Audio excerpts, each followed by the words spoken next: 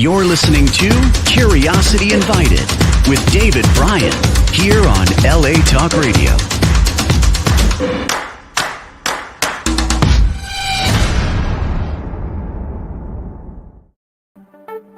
Hello, my name is David Bryan, and this is Curiosity Invited, a podcast inspired by endless curiosity.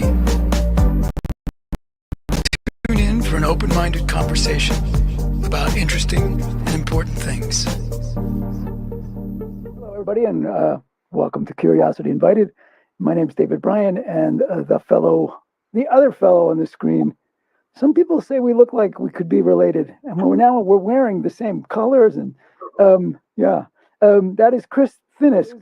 Had I had a bio, I would say something from it. But Chris, I know Chris as an educator for many years, and you started most of your work at elementary school. Yeah, the overwhelming majority of it in elementary schools, and some of it in middle school as well. Right, and mostly at independent schools. Private schools? Yeah. I mean, in terms of consulting and board work and things like that, I've worked with a lot of public school districts and organizations, but all of my leadership positions have actually been in independent schools. Right. And so we're gonna, I hope this doesn't get so geeky, but we're gonna talk about a few things, sort of topics that seem juicy and ripe and timely and important to us. But first of all, let's get this piece out of the way. I mean, I don't know this about you. I don't know if you're a public school kid. Like when you were growing up, where'd you go to school? No, man, I am a product of independent schools here in LA. So I went to a couple of different independent schools here in LA, both for elementary and then for middle and high school. And had a very complicated relationship to schooling, as so many folks, including you, I suspect, had, and in some ways was driven to come back into schools exactly because of those experiences, get back in and mitigate some part of that experience for others. Okay, so let's just clear this piece up. So, private schools, I'm a public school kid, right? I grew up going to public school. There was a different time. Language was different. It was on the East Coast, so who knows? But there's plenty of private schools there. But I didn't really know about them, and I knew they existed, but I wasn't really sure why. And it was not. People didn't ask, do you go to private school? Do you go to public school? Do you go whatever? It's like you go to school. Which one? Yeah. That one down the block. Everybody goes to that one. And I think I probably felt like private schools must have been some sort of elitist, I didn't know that word, thing. But how do you ever run into that? What's the whole deal with private schools anyway? Why do we need them? What's the big, what's wrong with the public schools? Yada, yada, yada. Yeah. Yeah, no, I mean, in terms of my own experience and my own perspective as an adult, my own experience as a student was just, I was socialized in a family where that was just what you did if you could for your kid to get the best education. And as a child growing up and having that experience, but having no other benchmark of experience except the experiences of my friends, maybe from the neighborhood, I had nothing to compare it to. And so, I think what my parents believed as two folks who did not grow up in the privilege that I did, but found their way through their careers in a way that they were successful for a significant period of time during my childhood. They felt like they were doing the best thing in the world that they possibly could for me, and that I would have opportunities of some kind to learn really deeply, that there was a cultural currency in terms of placement into college, et cetera. And all these ideas were completely unexamined, either for me or by me, until I was a little bit older still. And, a lot of baggage came with that, which I only really started to unwind in college and grad school when I came to realize the limitations of the private school experience for me in terms of living in the world and for the world. and also learned so much more about the ways that public education had been framed and so on. So a lot of my professional work has been around as much learning myself about how to navigate the different, sectors, but as well how to ask some critical questions about the institution of the private school. To your overwhelming question, why? And I think there's some answers as to why they were born, and I think there's some answers as to why they still exist, and I think most of those are rooted, in racism and classism. I mean, I think the burgeoning of the private school in the United States was primarily, not by any means exclusively, was primarily as a response to the movement towards desegregation and in the 20th century. And it's that's a fact I don't think can be overlooked.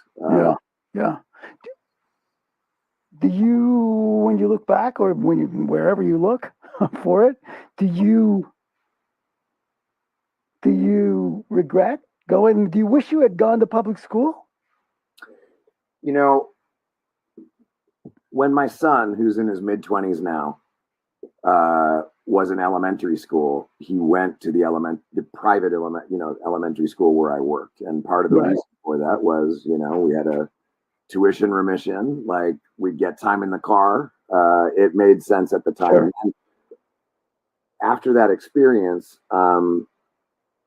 my wife and I started asking the question, and so did he. Like, I visited all these astounding, transformative public schools in these different cities. I live in a major city, Los Angeles, and I wondered, like, where is that public school that's got some kind of innovative approach to deeper learning and also a commitment to social justice here in LA? And so, long story short, is that my son went to a public high school. And I say all of that to get to your question about my own relationship to my own experience in private school, which is one day after all those years in private school, about a month into his experience of a public high school, we were at a red light and we're both facing forward. And I was like, well, how's it going? I mean, you're navigating a much bigger school, a completely different demographic. And, how are you doing?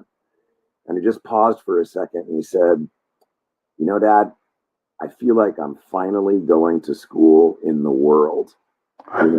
And like, I tell that story about him because vicariously I had that suspicion that he might have that experience. And he expressed that with a sense of relief that he was very much aware of the bubble in which he was functioning in the private schools.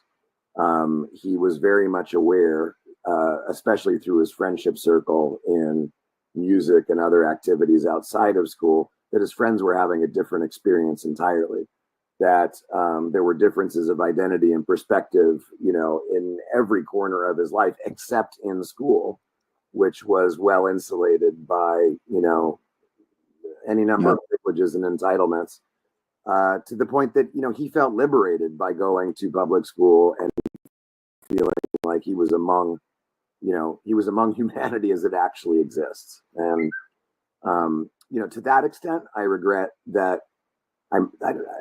Regret may even be too strong a word. Like, I kind of wish I'd had the experience myself. And to whatever degree that I've been able to do some good work in related areas over time, I'm glad I had the personal experience of being a private school student to ask some critical questions about it with some credibility. Did you ever have the feeling like you wanted to teach at a public school? I did. I wondered when I first made that move from doing research towards my doctorate at UCLA into a classroom. I just threw out applications wherever I was because I needed a job like right now. Yeah. And drifted into that position where I knew that I would be welcome as a former student. So yeah, I've thought about that, and I've really enjoyed, as recently as last week, like consulting work and collaborating with folks in the public sector. So I've always thought about it. I have not done it, and that I do regret. I do regret that I haven't worked in a public school. Yeah. You know a little bit of this story. It's like the first private school I had anything to do with was as a teacher when I got hired I came to Los Angeles, And I was one of those, I'm going to take the first job that comes along, and I put my resume everywhere, and it never occurred to me to do it to private school. But a friend of mine knew the head of Crossroads School and gave him my resume, and so I got a call and I got an offer, and I was like, okay, it's a job, and it was so different from my own experience in school, of school, that and fun. I mean, it was super. Crossroads was, at least at the time, I don't know what it's like now.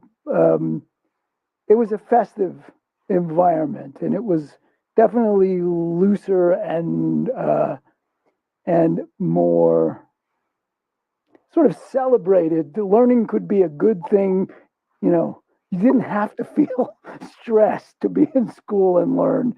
You could enjoy yourself while you were at school. That seemed to be the attitude, and so it felt great. And and I came to over the years, I came to think it's like, and I don't know if this is true, that when I would go to visit public schools, which I did periodically, that was a really different scene. It was 35, 45 kids in a class. Not everybody was uniformly enthusiastic about being in a school, being in class, doing work, all that sort of stuff. And I came to think of, well, geez, a private school might be a good thing if it could be an experimental place, a place where you develop certain sorts of things that could then be visited out to the rest of education, right? And if it plays that role, and I don't know if it does. So I ultimately, at least at that place, I came to think, geez, this may not be the place I should stay, because it may be just for that thin slice of the world who, everybody should be able to enjoy this, and they can't. So shouldn't I go to work at those places where there are more of those kids who will never see that? So I've come out to this I have a weird relationship with the whole private school world, having spent most of my working career in a private school, and so, but I have mixed feelings about the whole thing. So what you've just said brings up so much of me. Like, first of all, I have all those mixed feelings. I don't necessarily have regret about the childhood experience I had, because that's all I have. That was your experience, yeah. And throughout my my working life in schools, and throughout my graduate education, I have very much felt at odds with the ethos of the place in a lot of ways, even as I intentionally have positioned myself at certain times, almost like the progressive mole, where maybe, and this was one of the reasons I went back, is maybe in some small, maybe even oblique way, by showing up in private schools to be of service in a different way. And by a different way, I mean by trying to mitigate some of those self-same things that cause that profound discomfort at times. Maybe it could make a difference in the private school experience, for others folks. And I think what you're pointing at is the core question, which, when you ask, what are they for? And yeah, in so many cases, they feel like they've got a different culture of learning than some, definitely not all, public schools. And I think it all gets back to what's the public purpose of private education? The ages old question. You reminded me of when Al Shanker first pitched the idea of the charter school, right? Sometime in the 80s, and before he bailed out, he said, given all of these restrictive policies, starting in the late 80s, moving obviously through the beginning of the 21st century, that were impelling public schools to have a different vibe, as it were, gathering all teaching and learning as a sub-function of performance on achievement tests, pretending to eliminate achievement, all of the everyday. Yeah. Those were structural things. Those were not decisions that public schools made to approach education a particular way. They were necessary enactments of public policy. Whereas private schools were liberated entirely from those structural forces that impelled a certain kind of learning and made it possible for that crossroads experience to take place. Like Crossroads didn't have to do any number of things. And I guess, Shanker's question when he proposed originally the idea of the charter school was, given how, handcuffed public school educators are to explore innovative, transformative methods of teaching and learning, what if we had this other kind of public institution where the educators were entitled to make significant decisions about new approaches, and then were obligated to report back to us in the broader community of public schools about what was possible? Right.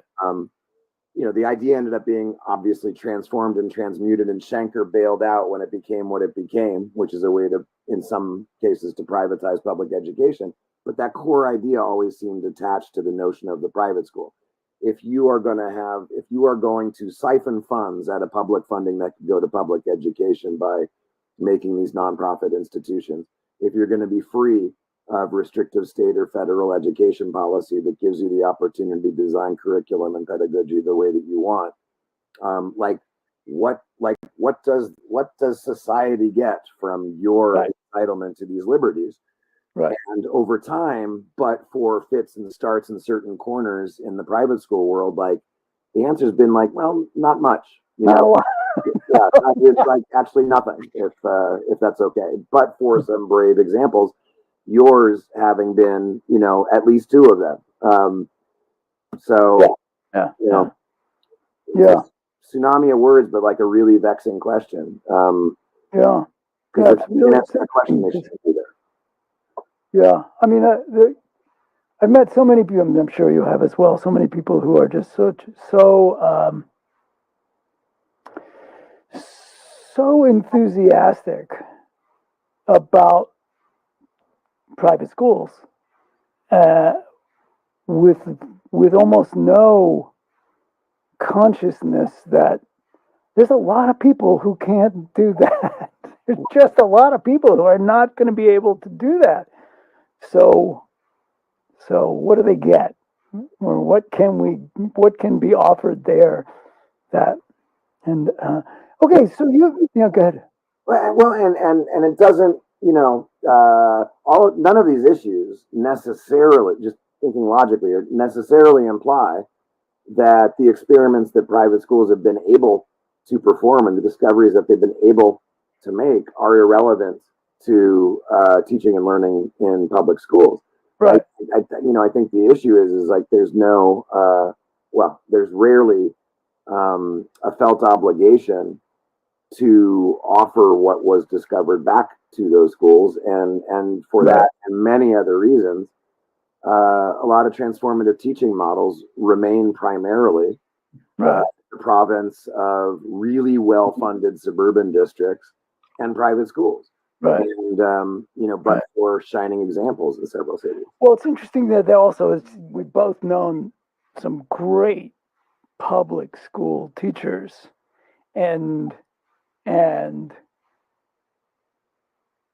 there's stuff that goes on in private schools where classes are really small, and teachers have the freedom and the resources to do all sorts of things, and in many cases it's really hard to bring that back to a public school environment where suddenly there are 40 kids in a room, and all those things about teaching in the public schools that discipline is different, and the motivations are different, and the pressures to get kids through the system is different, and so it's people are not thinking about, well, geez, how could we use this and embed it in a what your son's version of it, and in the real world. And it's a hard one, and when it happens, it just seems so dazzling, right? Some phenomenal teacher figures out, I can do this with 35 kids in my room. I can and watch. Yeah. And it's fabulous. But for the exceptional individual who's able somehow to figure out how to work the system in that direction, Absolutely. there's very little change. Structurally that encourages that kind of stuff. And like, not to derail, but I feel like the converse or the inverse or whatever the right verse word is, and I hesitate to name this because my intention is not to drag private schools, like, far from it. But there are also a lot of independent schools, great reputations, great placement records. And on any given Tuesday, you might walk into a room and see some kind of like patchouli oil drum circle nonsense going on, in which the teaching and learning is not particularly cognitively complex. There aren't particularly challenging expectations being offered to any of the students. And yes, everybody might be quite comfortable and seem pleased to be there. Yes. But that's so often mistaken for engagement and deep learning in independent schools. Like, there's a lot of reasons why children get placed into their top choice of college, and not all of them are because they're gifted creatively, intellectually, etc. Right. I think in the independent school sector, we tend to overlook that simply because we're independent schools does not mean that we're offering a transformative experience. Right. Well, yeah. I do wonder, do you think it's the patchouli oil that adds to the value of that experience? I mean, would other oils work just as well? Peppermint is delightful as well. We used to use those in diffusers in one of the school to settle the children. Yes. So I have experience in this. I'm not kidding. But yeah, and listen, like, I'm not, my intention is also not to drag any particular kind of oil, because like a little patchouli oil at the end of a long day, like, who doesn't? But anyway, we we're on the same page, and it just it just makes me wonder, like what drives this in a different direction? What impels independent schools to have a sense of public purpose? What what, other than independent schools wishing in some cases to have a public purpose, entitles independent schools to decide what they have to offer to the public sector? Does the public sector care? I mean, you used the language before, right? You said you talked about deep learning, right? Yeah. That was a goal of, and not necessarily something you get in every place. But what do you mean by that? And why is it of value? I mean, I know I'm asking a question that you think I know the answer to, but I hear you. No, I hear you. I mean, I feel like deeper learning has become sort of an umbrella for a pedagogy that privileges more than one domain of children's development. That it's not exclusively, first of all, it's not exclusively intellectual, but it's also in terms of healthy emotional development, development of a sense of social consciousness, the capacity not just individually to achieve in a particular area, but collaboratively to communicate across difference and to construct something that's bigger than the parts of individuals. And I also see deeper learning as a reaction against the sort of late 20th, early 21st century policy enforced pedagogy in public schools that determined that, our latest version of intelligence tests were adequate to define the value of children. And so I think deeper learning tends to empower the voice and agency of the student, not necessarily to decide what they're going to learn, but to ensure that what they learn is connected meaningfully to their sense of self and purpose. That deeper learning is extremely cognitively challenging and honors the process of critical thinking and problem solving over the result in terms of the artifact. And, you know, and I think a lot of other, you know, little geeky things about teacher learning, but see it as something that independent schools have been far freer than public schools to pilot, experiment, discover, learn, exactly because of the pace of policy requirements in public schools and exactly because of the freedom independent schools have from it. Yeah.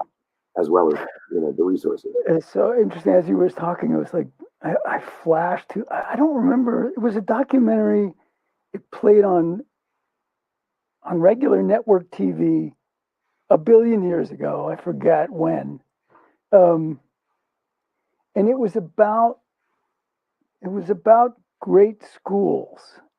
And it showcased a handful of schools, maybe 3, maybe 4. And there was one scene, and this was all being shown as an example of like, these are the schools, right? These are the schools you want your children to be at. They were all public schools, and but it could have been anything.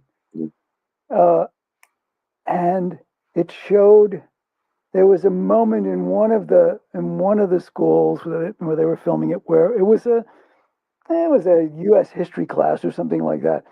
And the teacher had the creative idea of breaking it up into 2 teams. And, you know, this one's this, and it's like just like Jeopardy, you know, like who gets the question first or who gets the answer first or whatever.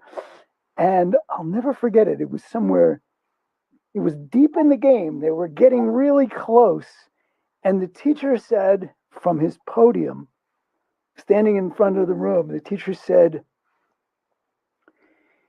in what year, and this was U.S. history, and it was constant, you know, it was like the forming of the nation or something, and in what year, and this kid on the team he just screamed out, like, you know, whatever it was, you know, 1783, and the teacher said, that is absolutely correct, and the kid celebrated, his whole team celebrated, they had won. There was no question, but he got the right answer.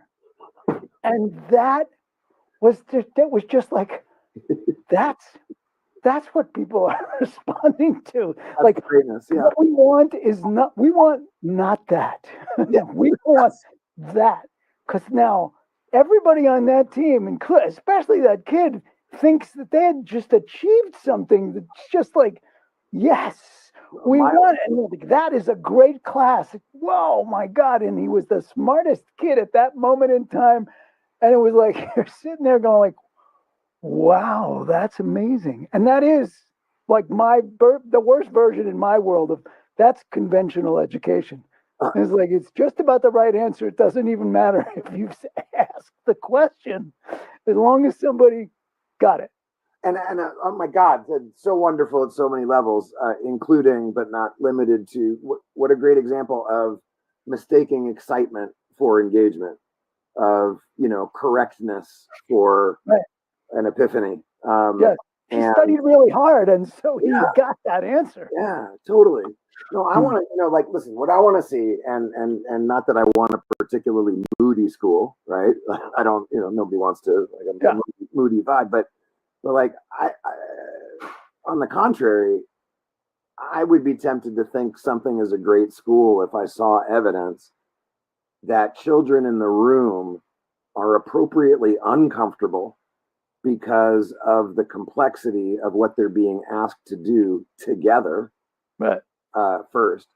And second, that they're comfortable in that discomfort exactly because they feel seen and known and valued, and know that this is the space where they can stretch themselves and not have to win the game and not have to be right and not get to be the winner, but be engaged with each other in building something bigger than they know they are themselves at that moment, and wanting to do that. Like that, that's a kind of greatness that you can't see in a single example, but, you know, but like that's what's always blown me away, is when kids take healthy risks, concede their failures, and look to each other, right, you know, to trust each other through that process. Right. That's the mark of a great school. Yeah, you just reminded me of actually there's just another, and we're going to move on from this in a second. I don't want to beat into the ground, but I was, when I was running New Roads, I did MBWA, management by walking around. So, how do you know how things are going? Well, you go see how things are going. And I walked into this one English class, and it's just this wonderful teacher. Somehow, it wasn't the particular structure of this event, but it was so clear to see that how this event ended up going was because this teacher had managed to create an environment that encouraged, they were regular kids. It wasn't some sort of an honors class or anything like that. They encouraged these kids to like dive deeply into what was going on. What was going on was that, I forget what the book was. They had read a book, and in all sorts of ways, the setup was so banal, right? They'd read a book, and they'd done whatever chapters, and with those chapters, it was a ninth grade English class, and here they had vocabulary words from these 3 chapters. So they went home with a list of that and whatever, and I walked into, they were all sitting around so they could see each other, and the setup was, we're going to talk about the book. And in every one of your sentences, it has to be a real conversation about the book, about what went on. But in every one of your sentences, you have to include one of the vocabulary words. And it's like, okay. And so, the bolder kids sort of dove in first, and then the teacher didn't call on them. They made sure that one another participated. So, they called their friend, or they called the kid who hadn't been, participated yet, and whatever. And then one girl, never forget it, one girl, participated, extended the conversation. It really was a conversation about something, not just what happened in the book, but the feelings of the characters, and how this was different or the same as what they had done before. And she included 2 vocabulary words, and she had to use them correctly, and she did. And that was like the little nugget. And it was like she turned up the amplitude just slightly, and then the next person was going to do at least 2, and then the next person 3.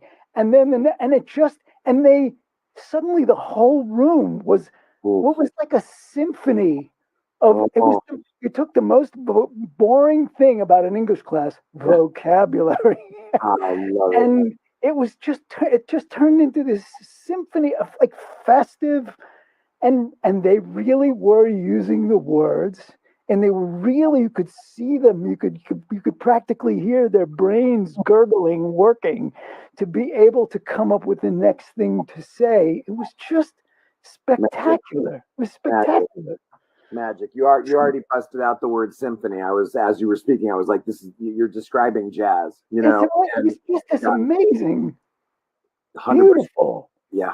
Yeah. So, and imagine, one can already imagine what had happened before that day to create a classroom culture that didn't just invite or allow or tolerate that kind of improvisation, really. Right. Exactly. But also welcomed and encouraged it, and saw that as the demonstration of rich engagement. It's amazing. Yeah, exactly. And it was the contrast between that and in what year? 1782. What? Wait, what? Yeah. It's just amazing. The other piece of that story that you tell is like, you remind me in telling the story, like, this started off as, you got a vocabulary list yesterday, and you got to become familiar with the words, and it's, and like, none of that is particularly transformative. It's how it was leveraged for the group to work together. And it just, over the years, maybe you've had the same experience too. Like I get really hunkered down in a particular adherence to a pedagogy. Like if you don't do it this way, you're not doing it the right way. And there's a right way to do project-based learning. There's a right way to have a progressive, all those things. And it's never that. No. And this book by Jalmeda that I've been reading recently, like called attention to it. And I've had, analogous, but not nearly as brilliant as his thoughts about it since. But, at the end of the day, if you're not also learning what works from other models and fusing them together in the toolkit and aren't so like didactic or precious about a singular method, right? Like that's what's, right. Whatever with the vocabulary, but let's do that. My response to that is, we both worked in progressive, theoretically, in a progressive environment and progressive education, and it so often was the stalest progressive environment, and because the focus was on the form so much so, I mean, it's only rigidly this form. You in a group you have to have 4 members, and there's a note taker, and there's a person who moves the conversation for. And I was like, oh my God, just shoot me. It just, I don't feel any better about this than I do. The guy who's just standing.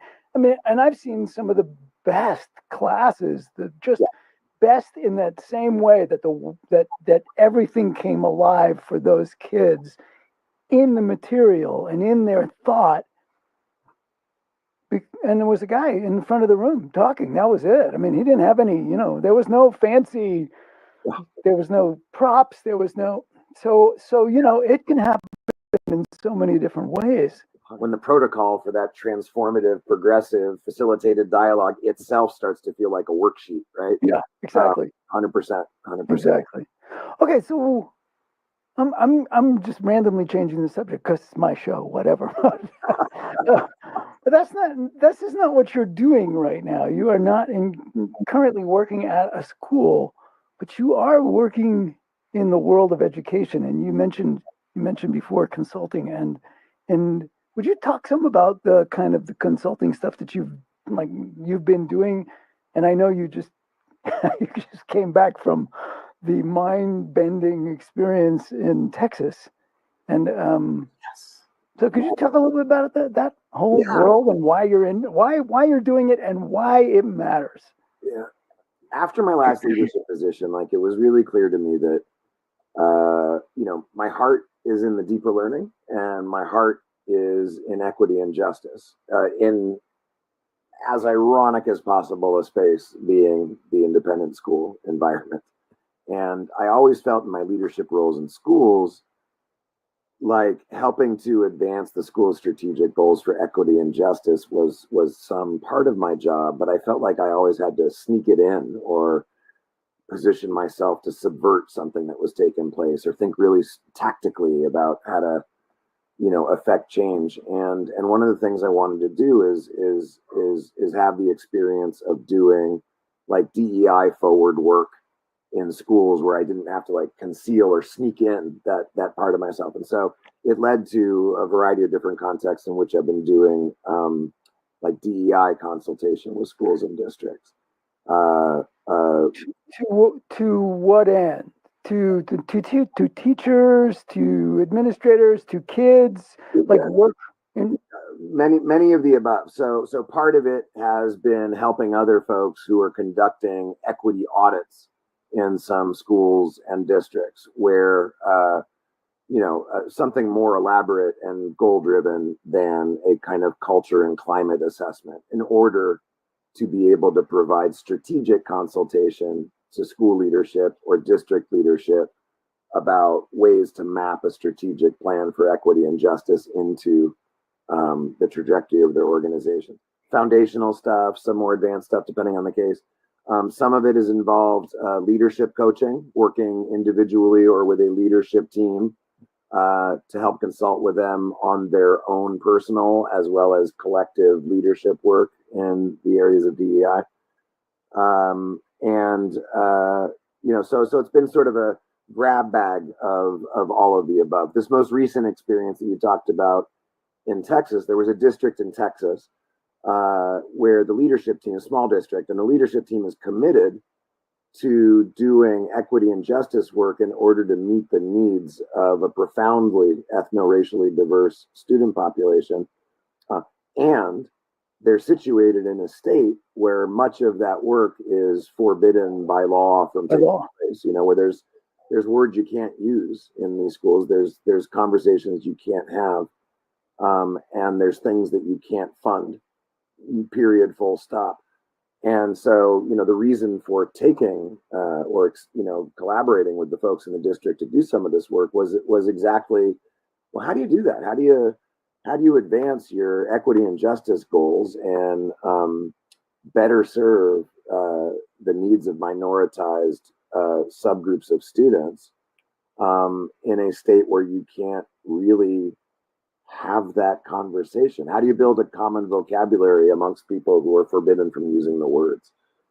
And it was a vexing challenge, and I hope we did some good work. But the idea was, again, to get back to, the marker of transformative education being a fundamentally deeper kind of learning, and mapping that explicitly to the sense of belonging that's cultivated in the students, that you cannot, by any number of measures, by a giant pile of research, by the results of the PISA test during every administration of that test, from all available sources of actual data, students learn more deeply when they perceive a sense of belonging, when they feel a sense of safety, both physically and in terms of being treated fairly and with respect, a sense of connection to other folks at the school, adults and students, as well as a connection to what the institution stands for, and a belief that if they're not already doing it, that they would feel comfortable and able to contribute to the collective goals of the institution. Like if students feel all of those things, they are almost invariably going to learn more deeply than their peers who don't. Right. And is genuine question. Yeah. Is DEI work, diversity, equity, inclusion work in schools, is it somehow closely related to social emotional learning or not necessarily? I mean, my personal opinion is it's a yes and, which is recklessly generalizing. It's my opinion that good DEI work informs and helps to shape the healthy emotional development of children, and sometimes approaches to social emotional learning on its own tend to perpetuate some of the problems, particularly with ethno-racial equity and justice, which is to say, there are schools that have social emotional learning programs that feature dimensions of learning like how to control your emotions and how to persist regardless of adversity. And the implicit message is that by controlling one's emotions and persisting despite adversity, you'll do better. But it also implies that if you're not doing well, that you are therefore unable to control your emotions and don't know how to persist despite adversity. And I think it's right there that the real problematic messages start, unless there's a mindfulness about the similar and separate goals of both of those fields of work. So this is genuinely a question, even though you might think I have a clear answer. But why does it matter? Why is it that work is important? What you feel called to do that? Yeah. That work. Yeah. Why? Wow. Why both? Why maybe it's why you? Yeah. Or maybe it's why in education. Well, in education, because we know somehow there's a relationship between that work and better achievement, whatever the fuck that means, right? Whatever school's for. But that's that's the least interesting answer in some ways, right? And it's the answer that they want to know. It's like, yeah, if you can show me that this is going to improve test scores, I'm doing it, right? But why? Why does it matter? Because it's mattered to you in your work life for years. Yeah. maybe forever. But so why? I mean, wow, thank you for asking the question. It's such a simple question. And, just as you said, you might be asking a question where I might think you have the right answer. Here's an answer where I still have only questions, Yeah. which is, I think the root of it was feeling personally impelled by inequities I witnessed and participated in as an independent school student, and then into my early career as an educator working in them, of really explicit ways in which bias and discrimination and systemic configurations like impelled different levels of performance among students in schools, from things we've all seen and known for a long time and somehow found a way to, not respond as though it's emergency, such as the inequitable outcomes in performance on standardized tests across racial and ethnic subgroups over the decades, and the introduction, of No Child Left Behind, et cetera, et cetera, et cetera, to resolve those things, which in the first 15 years only exacerbated them. Right. Right. So feeling personally impelled to kind of go back in and maybe change some nature of that experience. And then the other, I don't know if this is too sweeping, but is seeing over time, that the history of American education and the history of segregation are inextricably intertwined, and that the state of American education doesn't feel to me like one in which we have this unfortunate situation where, despite a system that presumably works, increasingly the majority of public school students are ill-served, but actually a system that requires that to be true and ensures that remains true, and has done successfully so for quite a few years now. So for me, both personally and professionally, it's a matter of trying to reconcile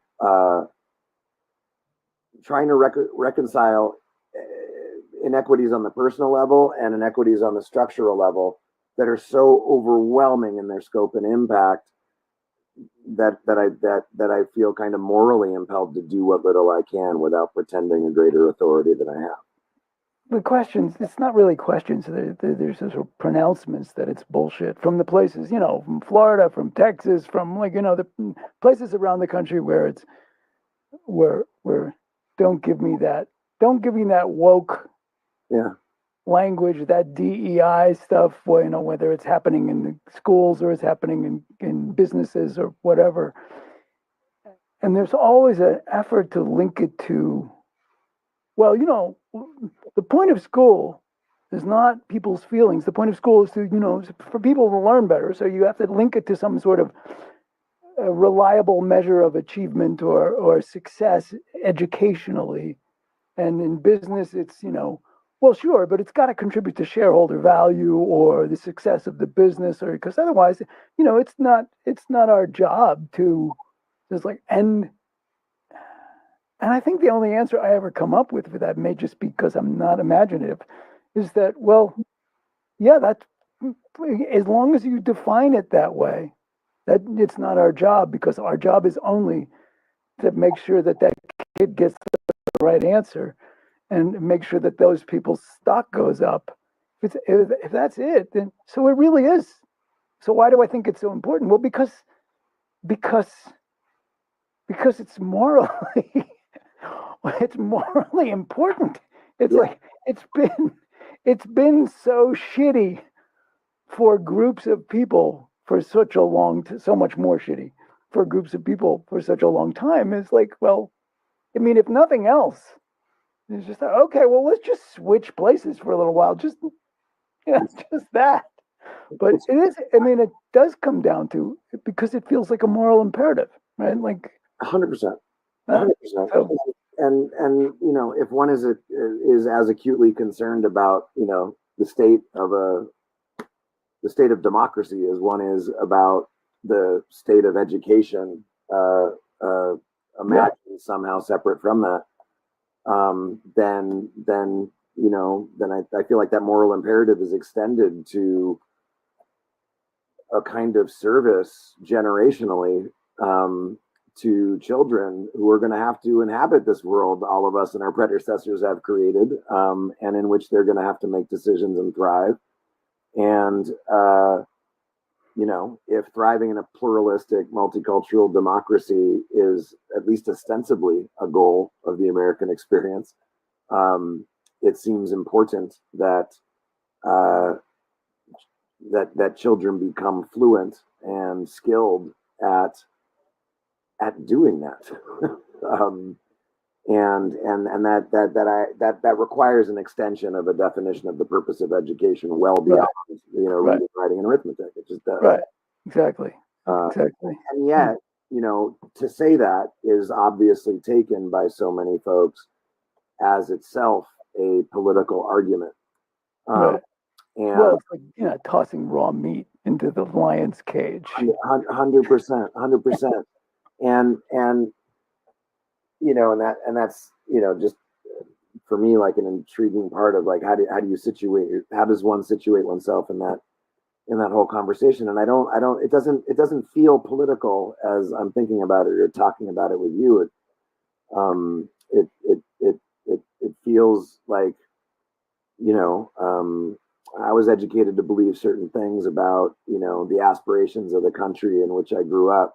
And it seems kind of consistent with service to what previous generations shared with me about what it is we were all trying to do here. Yeah. I don't think belonging is a political issue. I think belonging is something that everybody, like a desire to feel a sense of belonging, is something to which I think everybody can relate. And the idea that even the effort to restore a sense of belonging to folks who've been made not to belong, that the idea that that's somehow excluding, two white men in conversation about American education. Like I carry a big bag of privilege that makes me quite comfortable walking into lots of spaces, whether I do or don't belong. Anyway. Yeah. Well, I'm going to do something that just seems criminal at the moment, which is to actually say thank you and at least for this iteration, pause this conversation, and say thank you for being willing to have it and spend so far 54 minutes and 57 seconds having a conversation with me. David, so it's a joy to connect with you. At all times, and I want to say it again without seeming maudlin or disingenuous. Like, thank you for your example of all that you brought to this. Like, I've always considered you a friend, mentor, shaper, etc. And you're one of the great examples of what's possible in this world of education to me. So, thanks, dude. Appreciate that. Yeah, it means a lot. Yeah. Okay. You're listening to Curiosity Invited with David Bryan here on LA Talk Radio.